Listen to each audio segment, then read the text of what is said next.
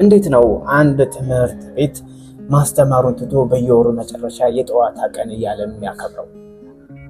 ይህ ጥያቄ ለበኋላ ይቆየንና እንደ ወላጅ ልጆቻችን ጫወቱ ባለመፍቀዳችን የምንቆጭባቸውን 5 ምክንያቶች ልንገራችሁ።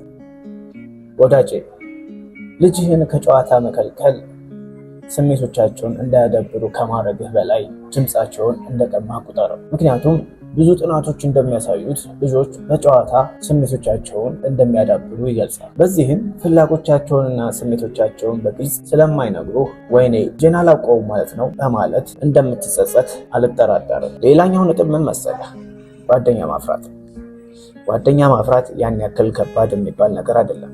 ነገር ግን ጨዋታ ለማይጫወት ሕፃን ዳገት እንደሚሆንበት አልጠራጠርም። ምክንያቱም ጓደኝነት ተግባቦትን ይጠይቃል።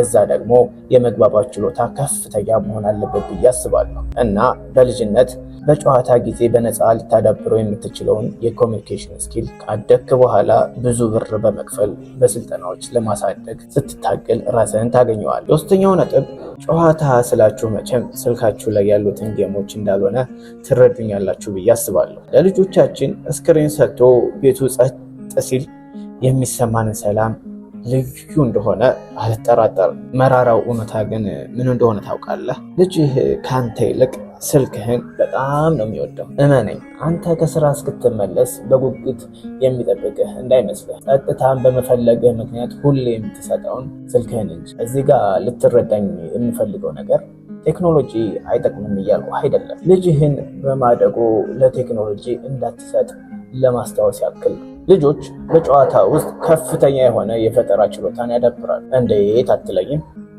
በለኝ፣ ግድ የለህም። ይኸውልህ ጨዋታ ማለት መሞከር፣ መውደቅ፣ እንደገና መሞከር ላይ የተመሰረተ ነው። ልጅህ ጨዋታ አልተጫወተም ማለት የመፍጨር ችሎታውን መፍጠር ስል ባለፈው አርብ በፈጠራ ስራ ውድድር ላይ አሸናፊ የሆኑት ተማሪዎች ትዝ አሉ። እመነኝ፣ በዚህ ሁሉ ሰው ፊት ቆሞ መናገር ከፍተኛ የሆነ በራስ መተማመን ይጠይቃል። አይገርምም? በራስ መተማመን ከፋርማሲ የምንገዛው መድኃኒት አይደለም። ቢሆን ደስ ባላይ ነበረ። እውነታው ምን መሰለህ? በራስ መተማመን ከብዙ ልምምዶች የሚመጣ ነው። ለዚህ ደግሞ ቀላሉና ምቹ ስፍራ ጨዋታ እንደሆነ ምንም ጥያቄ የለውም። አውቃለሁ ልጄ እኮ ጎበዝ ነው ትለኝ ይሆናል። ግን ጎበዝ መሆኑን ካላመነበት እንዴት ጉብዝናው ሊጠቀምበት ይችላል? ይሄ እንደ ጥያቄ ውሰድልኝ።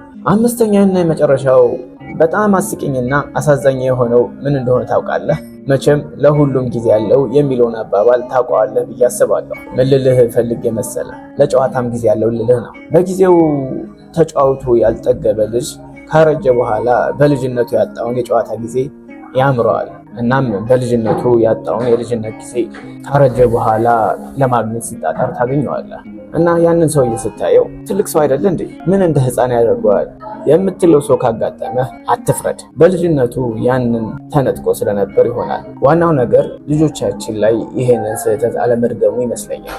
ልጅህን አታጠና ብለህ እንደምትቆጣ ሁሉ ቤቢ ሾው ናስቲ ትንሽ እንጫወት ብለህ ብትለው በህይወቱ ትልቅ ቦታ ይኖርሃል ብዬ አምናለሁ። አሁን የቅድሙን ጥያቄህን ልመልስልህ። በትምህርት ቤታችን አንድ ልጅ ለመጫወት ፍላጎቱ የወረደ ከሆነ በትምህርት ዝቅተኛ ውጤት ካመጣው ልጅ እኩል ያሳስበናል፣ ያስጨንቀናል። ምክንያቱም ባለመጫወቱ ምክንያት የሚያጣቸውን ብዙ የህይወት ክህሎቶች በህይወቱ ተጽዕኖ እንደሚፈጥሩበት ስለምናምን።